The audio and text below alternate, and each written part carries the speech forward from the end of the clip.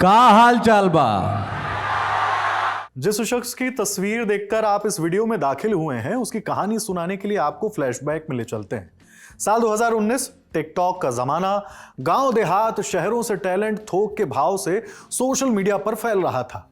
एक दौर था जब मार्केट में नए गानों से परिचय कराने का जिम्मा शादी के बैंड वालों का हुआ करता था, लेकिन अब यह काम रीलबाजों के मत्थे आ चुका था। आपको वो रील याद होगी जिसकी बाढ़ आई थी, क्या पता आप में से कई ने बनाई भी हो। हेलो कौन? हम बोल रहे। अरे हम बोल रहे, नहीं जानते? जो नहीं जानते उनके लिए त्वरित जानकारी। गाना रितेश पांडे का गाया हुआ है। 2019 में रिद्धि म्यूजिक वर्ल्ड नाम के YouTube चैनल पर गाना रिलीज हुआ और रिकॉर्ड बन गया। YouTube का पहला भोजपुरी गाना 1 बिलियन माने 100 करोड़ पार। फिर क्या, रीलें ही रीलें। रितेश पांडे वो भोजपुरी कलाकार हैं जिनके नाम पर कई ऐसे हिट गाने नत्थी हैं। उदाहरण के लिए पियावा से पहले हमार रहलू, गोरी तोरी चुनरी बा लाल लाल रे, लौंडिया लंदन से लाएंगे, आशिकों को रुला देने वाला जाए चंदा। इन गानों में कुछ विवादों से लिपटकर हंगामे की श्रेणी में आ गए। कुछ गानों से आशिकों का दिल टूटा, उन्होंने ऑटो प्ले मोड में जाए चंदा सुन लिया या कहें लूप में जाकर सुन लिया। कुल मिलाकर रितेश पांडे सुर्खियों के आदी हैं। फिलहाल माजरा अलग है। इन दिनों वह करगहर में जगह जगह घूम रहे हैं, लोगों से मुलाकात कर रहे हैं, शिक्षा की लचर व्यवस्था दिखा रहे हैं और इसे बदलने का वादा कर रहे हैं। ये उदासीनता है सरकार का शिक्षा के प्रति और बच्चों के भविष्य के प्रति। इसको जल्द से जल्द सुधार होना चाहिए। अब जब कोई गायक चांद की कल्पना से अचानक सड़क पर उतर आए तो बरबस ही कुछ लोग सवाल पूछ लेते हैं, भैया किस लाइन में आ गए हो? असल में प्रशांत किशोर के नेतृत्व वाली जनसुराज पार्टी ने रितेश को करगहर से प्रत्याशी बनाया है। यह सीट रोहतास जिले में आती है, उपखंड पड़ता है सासाराम। यही रितेश पांडे का पैतृक गांव है। गायकी से राजनीति में निकल पड़े रितेश साल 1991 के मई महीने में यहीं जन्मे थे। साल 2000 की बात है। चूंकि पिता कमला पांडे बनारस के एक प्राइवेट स्कूल में टीचर थे तो उन्होंने बेटे को भी यहीं पढ़ने के लिए बुला लिया। रितेश 12वीं बायो सब्जेक्ट के साथ पास हुए। गांव टोले में पूछा जाता है कितने % से लड़का पास हुआ है, तो जवाब है कि 72% के साथ रितेश इंटर पास हुए थे। पिता बोले बढ़िया नंबर हैं, जाओ कोटा CPMT की तैयारी करो। तब नीट CPMT हुआ करता था। रितेश को लगा मेडिकल नहीं निकल पाएगा, मन म्यूजिक में था तो बनारस की महात्मा गांधी काशी विद्यापीठ में म्यूजिक कोर्स में दाखिला ले लिया। परिवार वालों को कुछ खास भाया नहीं, जैसे तैसे म्यूजिक की पढ़ाई पूरी होने के बाद अब क्या, बात नौकरी पर बनाई। परिवार वालों से कुछ दोस्तों से मदद मिली तो पहला एल्बम रिलीज हुआ, पर कुछ खास चला नहीं। फिर रितेश ने खुद एक YouTube चैनल को बताया कि दुकानदार उनके कैसेट रखते ही नहीं थे और अब परिवार से और पैसे मांगने की हिम्मत भी नहीं बची थी। तो जिस स्टूडियो से एल्बम रिलीज हुआ वहां 2 साल तक काम करते रहे और रिकॉर्डिंग सीख लिया।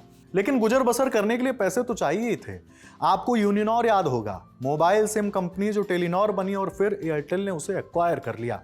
कभी रितेश इसी कंपनी की तख्ती बांधकर मार्केट में इसकी पर्चियां बांटते थे। दिन ऐसे भी देखे जब शादी पार्टियों में डीजे फ्लोर सेट किए, तब दिन के 100-125 मिल जाया करते थे। लेकिन आज तस्वीर बदल चुकी है। पूर्वांचल में कुछ लोग तो ऐसा मानते हैं कि रितेश के गाने के बिना दावत अधूरी है। यह टर्निंग पॉइंट मिला साल 2015। रितेश ने फिर एल्बम निकाला। इस बार प्रमोशन में वह कोई चूक नहीं करना चाहते थे, इसलिए यूपी और बिहार के कई शहरों में चक्कर काटा। पेन ड्राइव लेकर हर दुकान पर जाकर कहते मेरा गाना डाउनलोड कर लो। गाना खुद चल के आए तो डाउनलोड करने में दिक्कत क्या है। यह करुआ तेल एल्बम था जो हिट हो गया। बस हो गई शुरुआत, एक के बाद एक कई एल्बम आने लगे। चिरई, मोहल्ला गरमाइल बा, दर्द दिल के जैसे कई और एल्बम। लिस्ट में कई भक्ति गाने भी, स्पेशली छठ और कांवर वाले। रितेश एक्टिंग में भी अब हाथ आजमाने लगे। –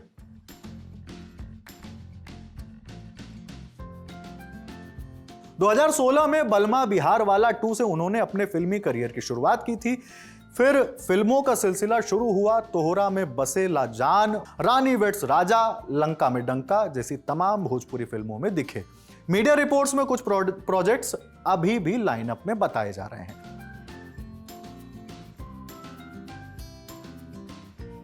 रितेश पांडे का करियर ग्राफ जब पीक पर था तो उनके कुछ गानों की लाइंस पर विवाद उपजा। सवाल होना भी चाहिए जब आप लोगों तक पहुंच बनाने के लिए घटियापन का सहारा लेने लगे। ऐसा लोग कहते भी हैं। जब आप यह गाने लगे कि लौंडिया लंदन से लाएंगे, रितेश ने एक चैनल को इंटरव्यू में इस पर जवाब दिया, कहा अंग्रेज 200 साल राज करके चले गए, हमने गाना ही लिखा। पर यह तर्क बहुत बौना लगता है, बहुत फर्जी सा। खैर, उनका पहला एल्बम करुआ तेल की लाइनें ही देख लीजिए, हम बता नहीं सकते, आप अपनी स्वेच्छा से सुन लीजिए।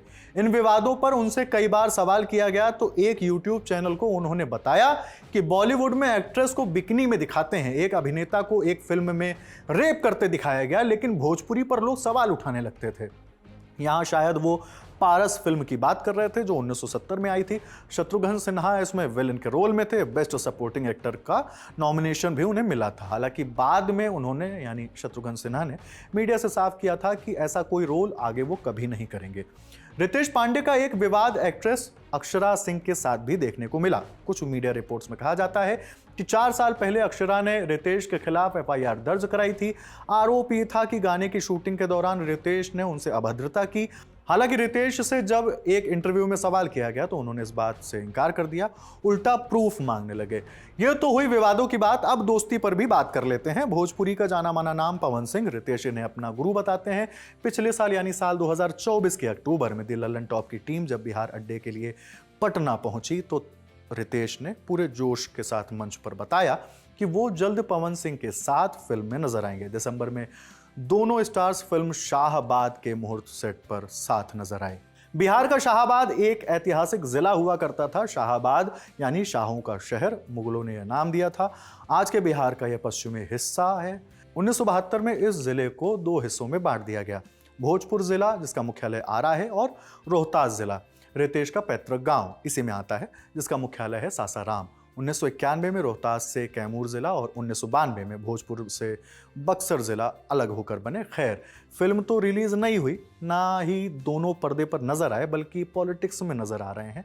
पवन सिंह की बीजेपी में एंट्री हो चुकी है, Y+ कैटेगरी की सिक्योरिटी भी मिल गई है, लोग कह रहे हैं कि टिकट भी मिलेगा। जब इतनी कल्पना हो ही गई तो आरा नाम की चर्चा भी बीच बीच में हो जाती है, पर यह महज कयास है।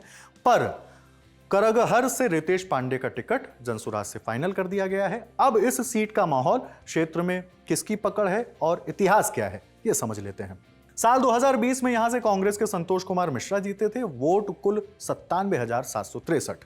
दूसरे नंबर पर थे JDU के वशिष्ठ सिंह, वोट थे 55,680।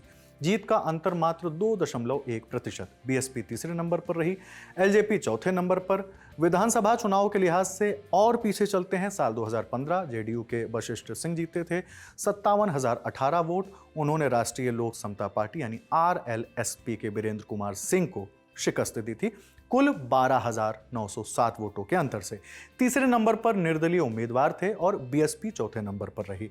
और पन्ने पलटेंगे तो 2010 विधानसभा चुनाव में तो JDU के रामधनी सिंह विजयी उम्मीदवार के रूप में दिखते हैं और उन्होंने लोजपा के शिवशंकर कुशवाहा को शिकस्त दी थी।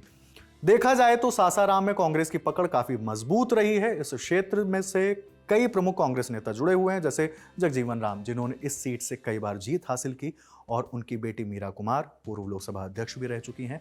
इन नेताओं का क्षेत्र में गहरा प्रभाव रहा, जिसकी वजह से कांग्रेस की जड़ें सासाराम में गहरी मानी जाती हैं। अब बात अगर करगहर की करें तो यहाँ का जातीय समीकरण जो नजर आता है वो वाकई ऐसा है नहीं। इंडिया टुडे हिंदी के बिहार ब्यूरो चीफ पुष्यमित्र से समझिए कि इस इलाके में किन जातियों का प्रभाव है। अब हम बात करते हैं करहगर विधानसभा की और जातीय समीकरण की। तो ऐसा लगता है कि वो ब्राह्मण बहुल सीट है, लेकिन ऐसा है नहीं। दरअसल वहाँ अगर जातीय समीकरण देखा जाए तो सबसे बड़ी जाति अगर वहाँ है तो वो कुर्मी जाति है, इसकी 40,000 आबादी है, जबकि ब्राह्मण सिर्फ 30,000 है, और उससे भी ज्यादा 32,000 वोटर वहाँ रविदास जाति के हैं।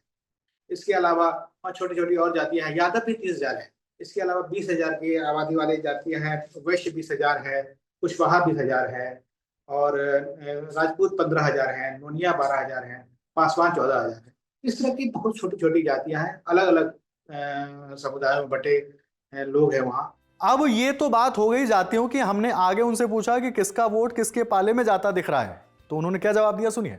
ऐसा मान सकते हैं कि कुर्मी जाति और राजपूतों का बड़ा हिस्सा, और ब्राह्मणों का एक हिस्सा, वैश्यों का एक हिस्सा, कुशवाहा का एक हिस्सा NDA के पाले में जाएगा, और रविदास पूरी तरह से कांग्रेस के साथ में रहेंगे।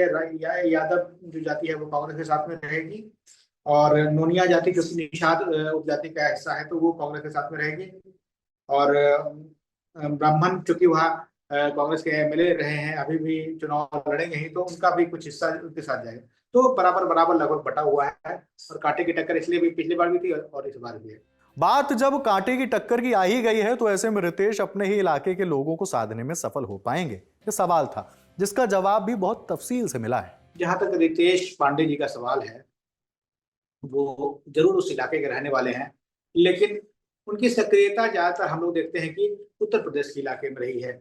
वो जैसे बिहार में भोजपुरी गायक पवन सिंह और निरहुआ और खेसारी लाल यादव इस तरह से पॉपुलर बिहार के इलाके में रहे। रितेश बिहार के इलाके में कम पॉपुलर रहे हैं, उत्तर प्रदेश के इलाके में ज्यादा पॉपुलर रहे हैं, तो उनका क्रेज भी उस तरह से यहाँ शायद हो या ना हो कहना मुश्किल है। तो जनसुराज का की पकड़ जरूर दक्षिण बिहार के इलाके में मजबूत रही है, और खास तौर पर शहरी मध्यम वर्ग के बीच में, उच्च जातियों में। तो ये लगता है कि ब्राह्मणों का कुछ हिस्सा उनको वोट मिलेगा, राजपूत जाति का कुछ हिस्सा वोट मिलेगा, वैश्यों का मिलेगा। लेकिन इसके बाद जो जातियां, छोटी छोटी जातियां, वो क्या इनके पाले में आएगी ये कहना मुश्किल है।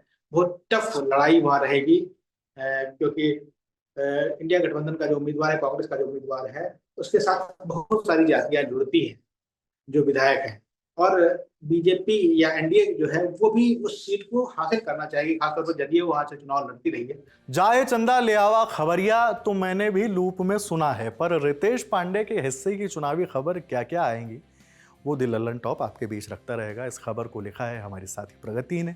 मैं हूं हिमांशु, नमस्ते।